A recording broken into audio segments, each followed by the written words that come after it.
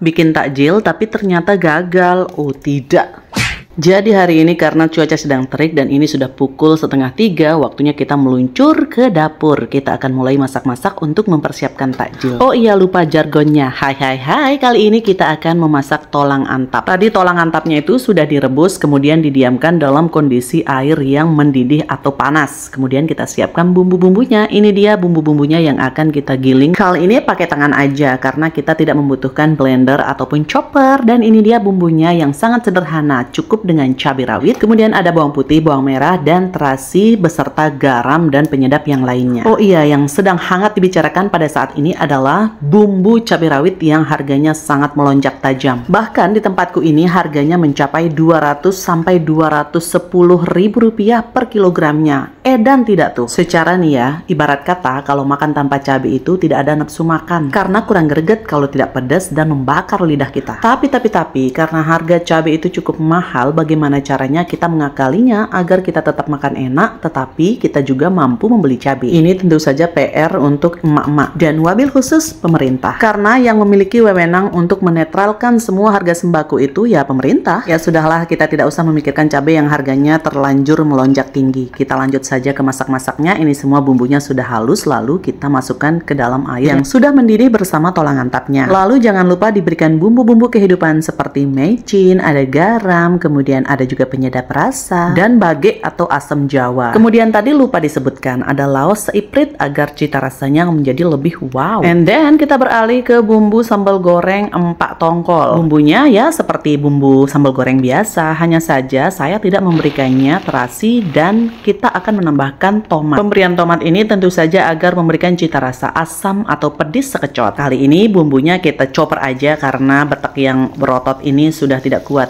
berhubung puasa gitu loh. Oke, setelah semuanya rada-rada halus, agak kasar dikit, lalu kita akan tumis bumbunya di atas minyak yang tadi cukup buntak itu. Itu adalah minyak bekas menggoreng ikan tongkolnya ya guys. Lalu kita tambahkan bumbu-bumbu penyedap kehidupan seperti biasa. Ada garam, micin, penyedap rasa. Entah kenapa penyedap rasanya itu rasa sapi, tetapi yang kita masak adalah ikan dan ini ikannya masuk seketika. Sebenarnya ikan tongkol ini sudah ada di kulkas itu sejak 2 atau 3 hari yang lalu, tetapi kondisinya itu masih segar, masih bagus karena sudah digoreng. Jadi kita manfaatkan saja menjadi makanan olahan yang lain. Karena kemarin kita hanya mencoletnya saja di beberok dan saat ini kita suwir-suwir untuk dijadikan sambal goreng. Dan yang tadi terakhir masuk itu adalah saus tiram. Lalu sementara menunggu ensing atau menunggu mateng sambal gorengnya, kita beralih ke kanduk kelaknya, yaitu kanduk tolang antap yang tadi. Nah ini kebetulan ada kaldu daging yang beberapa hari lalu sudah diungkep dan inilah kaldunya yang akan kita manfaatkan sebagai kuah atau campuran kuah dari kanduk kelak antap kita pada sore hari ini. Pemberian kaldu daging ini tentu saja akan menambah cita rasa dari masakan kita. Dan setelah semua masakannya selesai, kita lanjut saja untuk membuat takjil atau membuat makanan yang manis-manis. Ini rencananya kita akan membuat abuk.